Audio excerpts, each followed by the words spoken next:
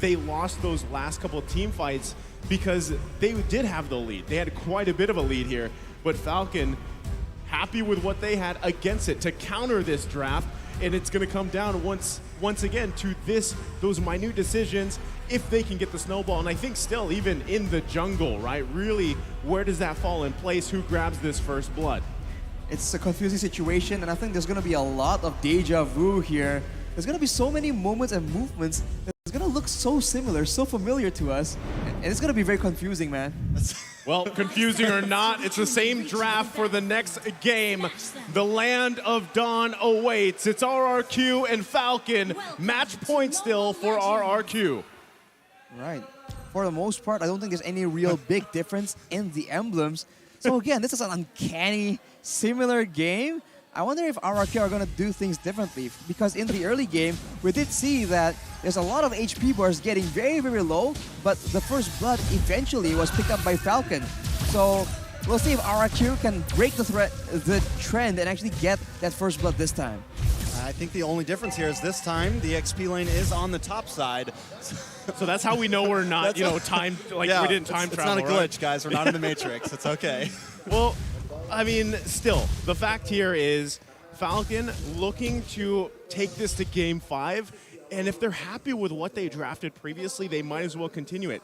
I think the biggest thing here for Vin specifically is to be a little bit more cautious on those initiations, but if you want to just take that risk, go for it. You do have, that match advantage too, but still, I feel like even R7, right, going against Yellow Flash, notice the difference too. Yellow Flash running with a flicker instead of the sprint like we saw previously, he makes it work, right? But I do think that Falcon has this draft figured out for now. But we can already see the presence from both teams now, but I got a feeling they may take it a little bit slower than what we've seen in the past. Not as aggressive in this first 2 minutes. Well, we have to see. I mean, R7 already doing so much better against the Glue here. So, small differences, but for the most part, I think we can see the big bulk of difference coming in as far as the turtle fight is considered, right? Because for both these teams, they definitely want to go aggressive towards that turtle, and I think that's where we're going to see the decisive moment in who gets the early game. Well, Turtle now spawned here. Both junglers in position, half health. R7 trying to clear that lane as well to get here with Clay. Vin making his way as well. Naomi also getting that level 4 available. Who takes it? Cannon's in a very bad spot in between 3 members, but finally Falcon is here to help. Clay finds the turtle. Ken, stuck against the wall, will go down. So that is a first blood for the side of RQ. Yellow Flash sitting on top of R7, wants to find revenge for his team. Will succeed in that one, so it's a 1-for-1 trade, but Turtle goes to RRQ. The first blood goes to RRQ as well, so already a change. Again, we're just being reminded it's not the same game, but in the mid lane, it's the same situation, right? Aggression, wave pushing, and I think the matchup we need to take a look at is also in that gold lane. If ZipX can still get a huge lead in the early game, there's no reason why he can't replicate the same results of the previous game. That is something that RRQ needs to keep in mind, and maybe they'll try and spend more time and resources to ensure that Skylar is the one snowballing instead. Well, check out this M4 stat here. Albert is the 3rd player to surpass 200 kills in M Series, joining Chica Guys and Oheb. So Albert, obviously, I mean, everybody knows at this point, Albert is a incredible player, really a component here for RRQ to work around. But even as a team, I mean, I would say that RRQ in general, across the board, especially with, the way that they've refined their play style on the macro and micro level, everything is apparent. But in terms of aggression, the aggressive play style, they like to go at it. Ooh, Skylar taking a lot of damage. Ken doesn't want to let him go. Skylar able to be on my way, but Zigzaps has locked on. Vin goes down. They're going to look for it. Naomi in the tower. Nice hook. And they find him. That's 2 kills for the side of the Falcons. There's 2 kills, and RRQ has no real answer. The early game from Falcon, yet again, showing to be very, very strong. The Beatrix and the Franco being a very deadly combo. For RRQ, though, they're just trying to recover and still waiting for the next neutral objective. Albert is still farming pretty okay, but the longer he lets this go on, the more he is susceptible to getting taken out by the damage that is scaling from the side of Falcon. Wow, look at that. The bottom turret already chunked down. It's almost completely gone here. ZipX, similar like last game, he's having a pretty good time on this Beatrix, as now they fight for the turtle. Yeah, Albert's going to take his time this time, along with RQ. Look at Vin, cocking up, trying to land something. Does not land, though. Yellow Flash is on to Albert, though. Albert takes the turtle, and now it's a battle. In the middle, Ken able to take out Vin, but Skylar takes out Ken. It's a 1 for 2 currently. No, 3 members of Falcon down. Albert finds Yellow Flash in the final moments of that fight. RQ takes the advantage. That's a 3 for 2 for RRQ. They were able to get a huge combo going in, and of course with all the AoE they have in this early game, they got a bit of a lead. But later on, if they replicate the same kind of playstyle, remember ZipX will be out damaging Skylar unless he gets nuked in the initial engage before that. So that's something that RRQ needs to adjust once they go into the mid-game. Looking at the emblems right now, Demon Slayer for both jungles, nothing really too surprising, but with all the mages going Mystery Shop, both teams are trying to go for early game aggression. Well, Albert got that, right? And I mean, even looking at emblems, looking at items here, the one thing that's apparent is why Fredrin is picked so often. You see that clump that Falcon really goes into when they're team fighting, especially around Naomi. But with the taunt and with the CC there, it's so strong here with this Fredrin pick, especially when things kind of just fall into place and that burst potential is there with Clay and that damage over time from Skylar when he gets the Blazing Duet off. Now, it is going to take Skylar a little bit longer here to get to that online point for this Claude, but still, you can't count ZipX out just yet, right? He hasn't died. He's done a pretty good job farming up, and he's got the 4 assists. So weapon mastery Beatrix here is going to be scary as the game goes on. Of course, Naomi trying his best to ensure that Beatrix will actually be successful in the late game. RK tries to defend this turret, but it's just too low. They'll be forced to back away as ZipX picks up that BOD. That's a lot of burst damage to anyone that gets set up by Naomi. And remember, in the late game, AoE will be favoring the side of Falcon, right? Justin going up against Clay, the Lunos has a lot of damage, but in the late game, it's only going to be single target, whereas we saw that Justin in the late game on the Valentina, that's a lot of damage output to multiple people and multiple applications of the crowd control. Yeah, and this is exactly what Falcon want. This is why ZipX now going to be able to rotate up onto this lane. Wait, a nice shot. Whoa, comes we missed. on. Albert will get terrified. Ken able to secure it. Albert finally goes down. Turtle over the side of Falcon, and Ken wants more. Finds Vin. Clay able to pick up Ken, though, so it's 2 for 1 currently. Make that a 3 for 1. Justin wants to try to lock onto R7, but R7's very slippery. Tries to readjust himself, thinks it over, doesn't want to dive too deep because right now Falcon is on the rise. Wow, unfortunate for RRQ there. Skylar was not there for that fight because, I mean, a Blazing Duet at that point would have been crucial for that.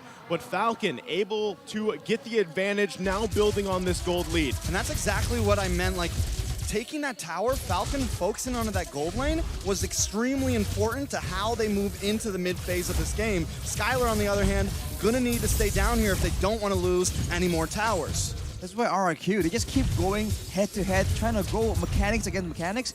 But honestly, if Falcon has set up so successfully to give themselves a huge one-man advantage and denying the Blazing Duet from that big team fight, RRQ at some point need to understand that there are some fights they need to back away from or at least approach differently. Maybe wait out some of the ultimates and then go in when Falcon is not expecting it. Oh, big Tyrant's rage. They're going to capitalize. Justin goes down, and that's a nice kill into the pocket of Skylar. Try to get a little bit of chip damage onto that tower as Falcon decides to take off. But while this is happening, ZipX claims more ground, taking away a tower on the top side. Falcon's basically just making wins around the map where they can find them because, I mean, you got to watch out for Vin, right? The setup potential is there. You've also got to work on these objectives because as everything transitions on, we're only moments away from that first Lord here, and you want to be able to have that space to work with. So right now, Falcon still having that little bit of lead in terms of gold. ZipX now picking up the Malefic Roar here. That's going to be massive in terms of damage department. So RQ, they got to be cautious how they approach this Lord. Skylar as well wants to be able to time that Blazing Duet, especially if for some reason Albert gets those taunts off that knock up on multiple members of Falcon. For the next fight though, RRQ, Clay will have the glowing one ready, so that's a lot more DPS as Finn tries to engage a fight. Oh, but he gets shut down. No Tyrant's Rage for RRQ. Wait a second. R7 into the backside with the Blazing Duet. It's enough chip damage to take down Zepex and Naomi. RRQ showing dominance right now in these team fights. Yellow Flash now come back in along with Ken. Of course, use a flicker. Ken doesn't have the does have the decimation, but decides not to use it there. Falcon able to at least push them away from the Lord, but they lose a lot in that team fight. Not only that, R7 just took the purple. R7 takes the purple, which is, again, another insult to injury for the side of Falcon. Unfortunate for them, this is what we've been talking about. R7 was able to go in towards that back line, and Zepex is not nearly strong enough to be a solo threat towards that Joy, and Finn goes in again. That was a beautiful cancel on that Tyrant's Rage. Falcon now may have a little bit of a possibility for this. It's a Lord battle. Wow. Ken takes it, but a couple members getting low. R7 found by Naomi. It's a beautiful hook. Then misses it. The outplay from Zepex is beautiful. Ken now going to try to move on to Skylar here. Push him back. RQ against the ropes. That's a weird back and forth coming in from RRQ, and Vin so desperate to find the knockup onto Zepex. It just wasn't working out. Unfortunately, as Naisu mentioned, on that Kufra, missing the Tyrant's Revenge is gonna actually leave you in such a vulnerable state, and Zepex completely took advantage of that. And for now, with all the members being so tanky, RRQ needs to find a different method of fighting aside from just picking off one of the tankier members. Maybe diving more towards Zepex and denying that DPS will work. I mean, we saw that successfully play out in the previous team fight. Well, right now, they've got to deal with this Lord on the top side. It is just the first one, so should be able to make quick work of it. Naomi, though, waiting for an angle if he can find one to get that numbers advantage. The tier 2 in the mid lane is going to go down here. Falcon full tempo mode here, 4K gold lead, and they're going for another turret. Definitely pushing the tempo for sure. Falcon trying to give everyone around the world a show right now, but we cannot count RQ out just yet. If you count RQ out, you've seen what they can do, man. They can be gold, behind in gold, behind in numbers as well. It doesn't even matter. You need to take them seriously at every turn, and we've seen that in this game, at least, they found a bit more success in those big team fights. Of course, the next one wasn't that good, but they make adjustments on the fly. This is what they're famous for. So you can see that Falcon is still very much respecting the possibility of RRQ just coming out with a very unexpected play. They stick S4 just in case there's a death bush somewhere with 5 members from RRQ inside it. I mean, even with all that said about RRQ, right now, Falcon, you can say the same about them, right? I mean, they work really well with this gold lead, and they've been doing an amazing job at just protecting Zepex, and this was the case that they needed to solve when it came to Game 3 and now Game 4, right? Zepex had a great time farming up. He's protected well from Naomi and Yellow Flash, and they're going to push it down to the bottom side. Naomi lands a hook on a Skylar. That's a big pick. Falcon now with the numbers advantage. Going to try to push this lead. All damage off the board for RQ. R7 won't be able to do much against this lineup without someone else coming in. Minions now encroaching in onto the mid side. It does have a defense, so Vin tries to come in. Gonna get stunned, immobilized, but Albert does find the taunt onto Justin, but Zepex brings out the Beer's passion. R7 will fall. Ken able to still rise up, gets a double kill onto Vin. Falcon backing off, but finds so much in that push. Justin still alive after doing all that damage, and with 3 members down, Falcon goes for the aggressive play. They might just go for the end here. They have the tools to make it happen. They're definitely going to try it. Brilliance comes out to dodge the hook, but Skylar back on the field. Going to need to be a little bit careful here. Even though he's behind, he still packs a punch. Lord back on the field. This might be a Holy Mary play from Albert. He's trying to get in position to even take this, but he's gonna get locked down. Ooh, Zepex melting down Albert. Albert forced dash. No Hail Mary play here. Naomi was waiting. Sniper out. Locked and loaded. Lands. Oh! That's a lot of damage. Boom. This is huge for Falcon. I was waiting for a boom goes the dynamite, but just like that, Falcon securing another Lord, furthering that gold lead, and they are prepped and ready to go for this march into the base that could just bring us to a Game 5 here. RQ is struggling so hard right now because even if Skylar wants to go in the blazing duet towards that back line, he can go with the wind of nature, but Justin is still doing an insane amount of damage as well, and that is what is denying him the chance to just shut down ZipX, and this Beatrix is just so much damage coming out from the side of the Falcons. Definitely a lot of damage. Vin trying to push out. Yellow Flash along with holding it. Lord will get melted out, but Skylar with the blazing duet. Not enough though. Ken still in the field. Vin will be the first to fall in this fight. Ken down as well. Clay finally finds it. Albert will be next. A double kill for Clay. Justin still looking for something. It's 2 for 2 currently, but Falcon maybe staying a little bit too long. Yellow Flash needs to be careful here. R7 and Skylar onto it, and that is a pause. Well, okay. Oof. That was heated. Not expecting that either, but I'm heated. yep. This is a heated match, and I gotta say, man, I was watching Yellow Flash, and you know, Skylar was working on him, but still, it was a 2 for 2 trade. They were holding on there, and it's, I mean, down to this moment, right? It looked like Falcon, like you mentioned, overstayed a little bit. So could RQ turn that around? You're still working against a massive lead here for Falcon. Space advantage, item advantage. It's going to be a big blunder if something happens to Falcon and they let this one slip out of their hands. For RQ though, it's a breath of fresh air they're really required to try and even attempt to come back. Fortunately, it all went to the hands of Clay, so now if they want to go for more pickoffs, definitely the Chaos Balls are going to do a lot more damage, so that is good, but would you rather have the kills in the hands of Clay or the hands of Skylar? Because right now, both of them have, I don't know, they are having an equally difficult time trying to get to that back line. And even R7, you see that Falcon has adjusted and they're using all their crowd control to ensure that R7 cannot get an easy dive in. At this point, if RQ wants to try and get someone in the back line, someone towards ZipX, I think they're required to sacrifice someone to that bloody hunt. You have to pick either Clay, Skylar, or R7. One of them needs to take the crowd control. I feel like as long as ZipX runs free, he's going to be able to possibly carry Falcons to new heights right now. RQ, as we can see, there is a little bit of troubleshooting happening right now. Not the greatest time for that to happen, but it is still a heated match, as Nice who said. And honestly, I don't care who wins out in the best of 5 of this. I do hope that Falcon wins this one, because after these games, I want a full 5. Well, we're jumping back in after that little break here. And as we catch up, it is Falcon going to go ahead and retreat, regenerate, and get ready for the next objective push. Still, it was a 2 for 2 trade. Falcon having quite a bit of immortalities available to them as well. But still, like Arashi mentioned, RQ's got to be able to solve the issue of ZipX, take out that impactful damage, and meanwhile, even avoid all those iron hooks that have been on point so far from Naomi. On that note, we saw that play in the bottom side where Naomi was able to hook Skylar despite everyone being in the same spot. RQ need to coordinate and again, decide who needs to take the iron hook. Worst case scenario if it cannot be dodged.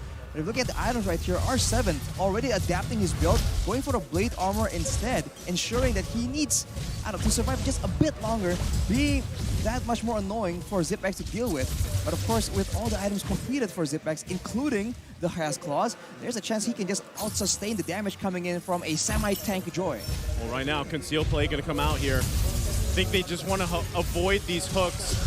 Skylar picking up the Corrosive Scythe. That's going to be a key pickup for this Claude as they try to figure out how to get to the back line of Falcon. You know, right now, this is the point where Falcon wants to use the lane advantage. They want to try to keep that bottom lane pushed in so that RQ has to keep on sending someone over. They have the minion advantage. They have a big macro play here. I don't think they need to be too aggressive, honestly. They could have an easy Lord. The only advantage that RQ has, though, is this Joy, who should be able to clean that lane very quickly and still move so fast back to the Lord pit.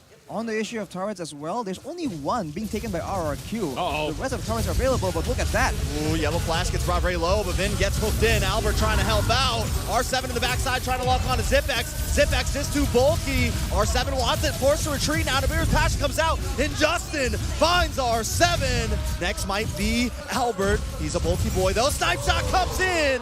Immortality pops. Albert's still on the field, not enough. Ken finds him. Now it's 3 up against 5, and a Luminous Lord on the field. This is rough. That was a rough time to get picked off in a bad position there. Skylar, if you notice, he couldn't even join that fight because he was half health, and somehow Yellow Flash was able to attach himself to Skylar, forcing him even further back to heal up. And just like that again, Falcon grabs themselves a Lord, looking to siege the base of RRQ. Most definitely, Falcon gonna move in onto this inhibitor. They break it down.